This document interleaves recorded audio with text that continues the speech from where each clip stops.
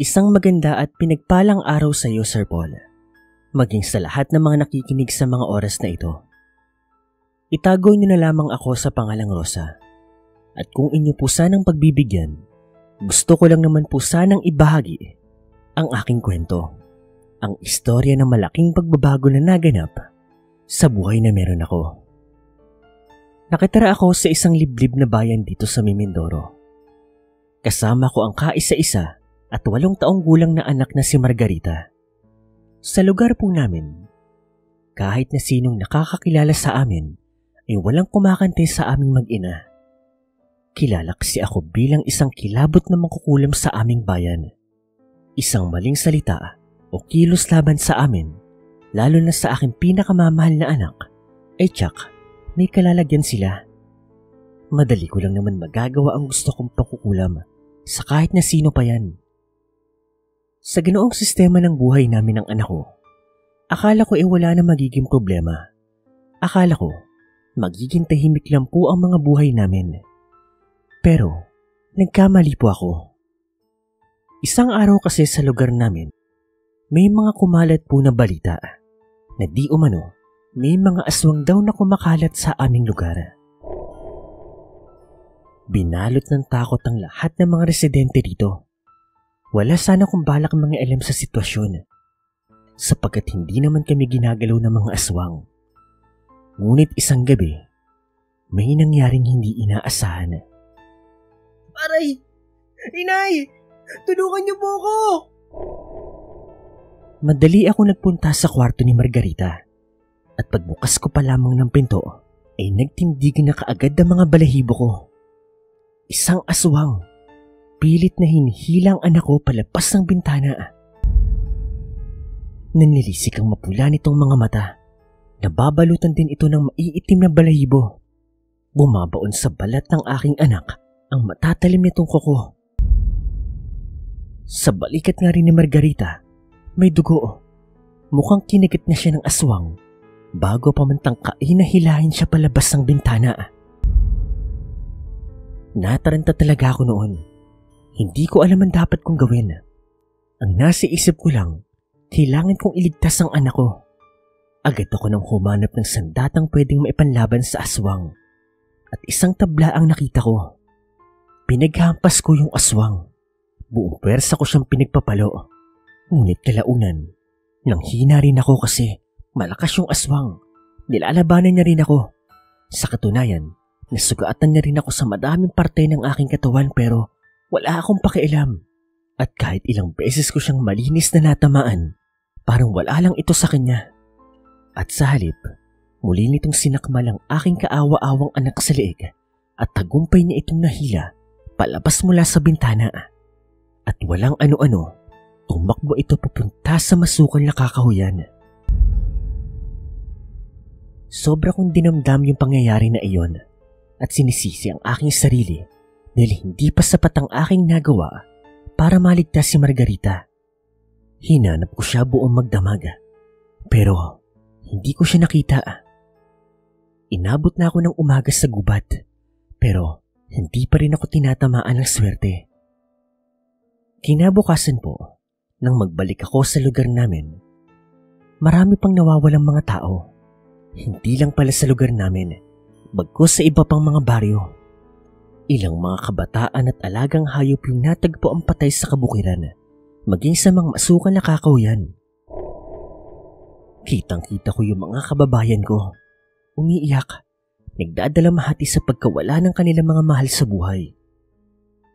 Ramdam ko sila, ganoon na ganoon din ako. Kaya nung araw din na iyon, nabuo sa aking kalooban ng isang desisyon na magsisilbi na maging pagbabago sa aking buhay. Sa halip na gamitin ko ang aking kakayahan para katakutan ako ng mga tao, napagpasyan ko na gamitin ito para mahanap ang anak ko at tulungan po ang mga kababayan ko na puksain po yung mga aswang. Dahil doon, tuwing umaga, nakikisalamuha ako sa mga tao. Pinapahayag ko sa kanila ang aking pakikiramay, lalo na sa mga naulila ng nabiktima ng mga aswang. Marami ang nagtaka sa biglaan kong pakikisama. Pero nagsilbing daan din yun sa akin para makuha ang kanilang paniniwala na noong mga panahon na iyon ay isinangakong kakampi. Tuwing gabi, inaaral ko ang mga orasyon, ang mga dasal na maaari kong gamitin. Nag-ipon rin ako ng pamamaraan kung papaano sila uubusin. Nang ganap na ako maging handa, pinakalat ko na rin sa aking mga kababayan ang kanilang gagawin sakaling umatake ang mga aswang. Partikular sa aking kalapit bahay na si Belinda. Belinda, mag-iwan ka sa bakuran mo ng isa sa mga alaga mong manok, pero tiyakin mong nakalagay iyon sa isang kulungan na may patibong na pwedeng makasugat sa aswang na sasalakay. Sa ganung paraan, hindi man tayo makakuha ng buhok ng aswang. Dugo naman niya ang magagamit ko sa pagkulam sa kanya. E papaano naman yun? Sa haba ng gabi ay siguradong matutuyo na ang dugo ng aswang sa gagawing patibong. Papaano mo yun magagamit, Rosa? Huwag mo nang alalahanin pa ang tungkol sa bagay na iyon. Sariwa man o tuyo, ay pwede ko pa rin gamitin sa pangkukulam laban sa kanya. Basta, dugo niya ang kailangan ko. Sige, Rosa, ipagsasabi ko rin sa mga kakilala ko. Maraming salamat at tinutulungan mo kami. Hindi man naging maganda ang simula niyo ng anak niyo dito sa baryong ito. Pero, nandiyan ka pa rin para matapos na ang problema dito sa lugar na to. Nang marinig ko ang mga salitang yun mula kay Belinda, ay isang pilik ng ngiti ang lumitaw sa aking labi. Wala yun. Sadyang hindi ko lamang matitiis na may mga katulad mo pa na nawalan ng kanilang mga mahal sa buhay dahil sa halimaw na yun. Kumalat nga sa baryo ang paraan kong iyon para makakuha kami ng dugo ng aswang. Ilang gabi pa lamang ang lumipas ay marami na sa aking mga kababayan ang nagdala ng mga dugo ng aswang. Naiwan yun sa mga patibong na ginawa nila. Inipon ko iyon at agad sinimula ng orasyon laban sa mga aswang na nagmamay-ari ng mga dugong iyon. Noong una, nag-aalinlangan pa ako kung itutuloy ko ba ang aking plano. Lalo na't malaki ang posibilidad na ako ang balikan at gantihan ng mga aswang. Dahil ako lang naman ang kilalang mangkukulam sa aming lugar.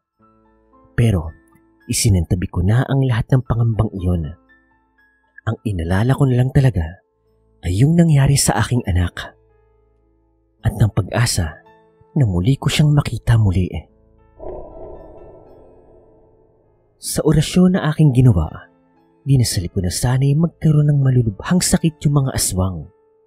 Hanggang sa magdulot yun sa kanila nang hindi nila inaasahang kamatayan. Buhay ang mga kinuha nila, kaya marapat lang na buhay din ang kanilang maging kabayaran. Kinabukasan, matapos kong isagawa ang aking orasyon, ay sumiklab na ang balita na may mga nagkaroon ng malalang karamdaman.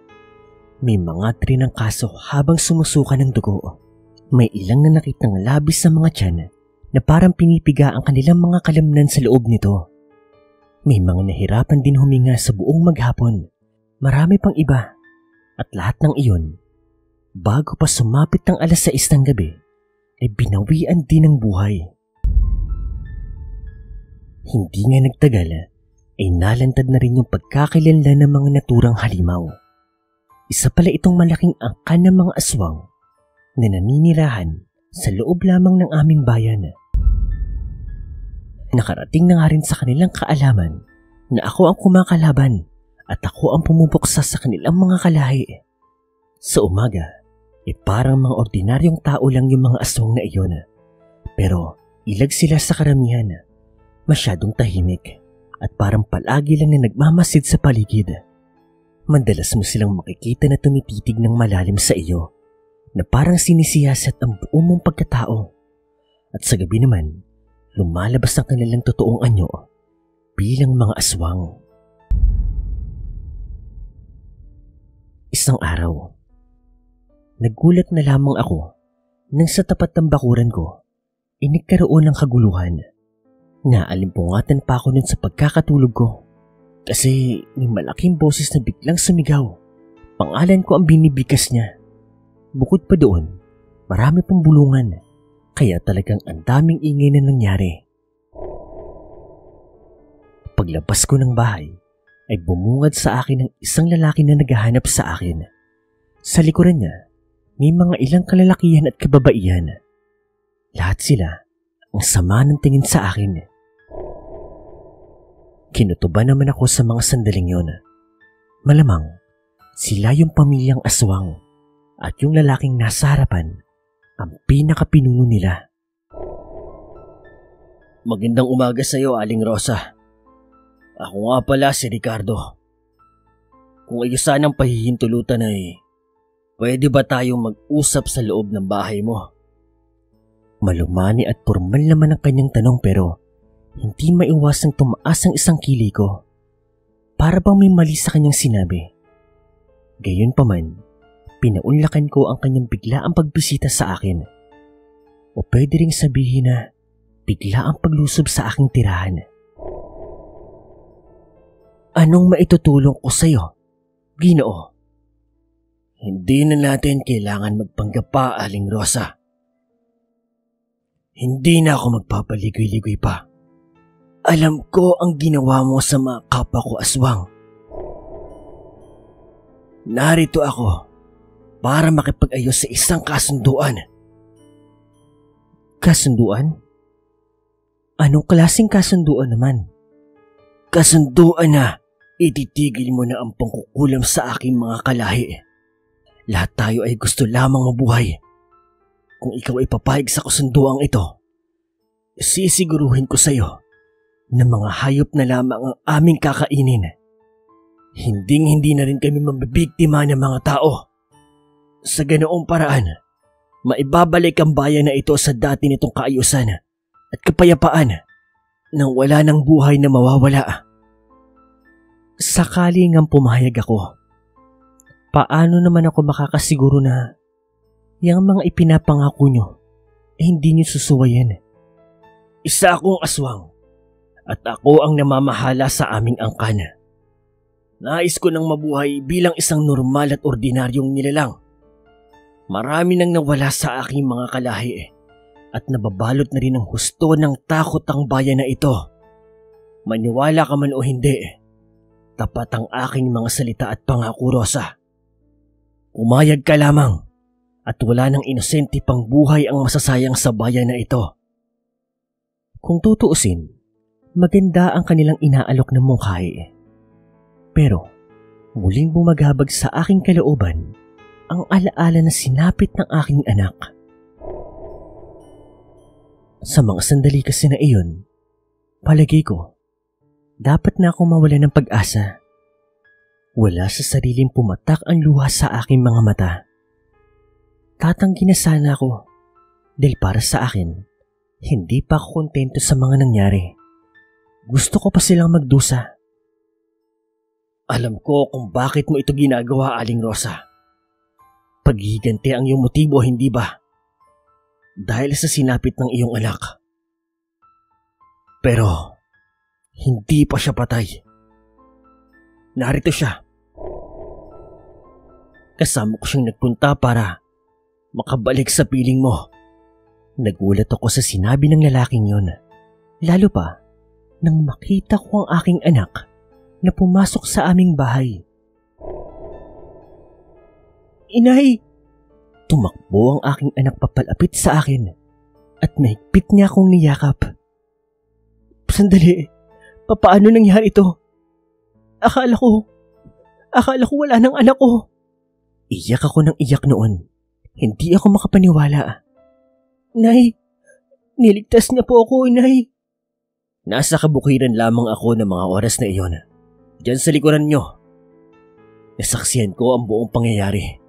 Mula sa pag-atake ng aswang sa iyong anak, pati ang iyong pakikipagbuno. Miski ang tuluyang pagtangay sa iyong anak. Agad naman akong sumaklolo sa bata at ako mismo ang kumitil sa buhay ng naturang aswang. Ako rin ang pansamantalang nag-alaga at gumamot sa kanya sa paglipas ng panahon. Sa katunayan, kahapon lang naging maayos ang pakiramdam niya. Salamat. Hindi ko maintindihan. Sino yung aswang na yun? Kabilang din sa angkan ko. Kadugo ko sila. Pero sila yung mga hindi sumusunod sa akin. Ngayon, Aling Rosa, pwede ko na bang mahingi ang iyong pagsang-ayon sa kasunduan na aking inaalok? Margarita, anak, pumasok ko muna sa iyong silid at magpahinga. May pag-uusapan lamang kami ng Ginoo. Mahaba pa ang naging usapan namin ni Ricardo. Ngunit kalaunan, natapos din iyon sa aking pagsang-ayon sa kasunduan na kanyang sinabi.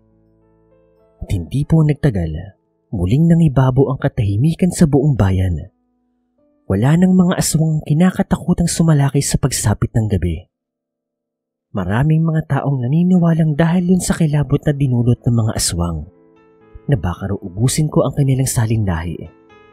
Pero sa tuwing nagkakaroon ako ng pagkakataon, ay ipinapaliwanag ko sa lahat ng katotohanan tungkol sa tunay na nangyari at sa kasunduan namin na nabuo. Sa kabilang banda, hindi naman nagbago ang pakikisalamuha ko sa taong bayan. Magmula po noon, naging malapit na po ako sa kanila. Doon ko lang din napagtanto na mas masarap palang may mga kaibigan ka. Yung may mga nakakasama ka sa saya at sa kalungkutan. Mula nun, wala na pong nangyaring pag-atake ng mga aswang. At ang pangkukulam ko naman ay ni minsan hindi ko na po ginamit pa. Namuhay kami ng payapa at masaya ng anak ko. At hanggang sa mga punto na ito, magkasama pa rin kaming dalawa, kasama ng kanyang asawa at mga anak. Hanggang dito na lang po ang kwentong ito, Sir Paul. Maraming salamat po.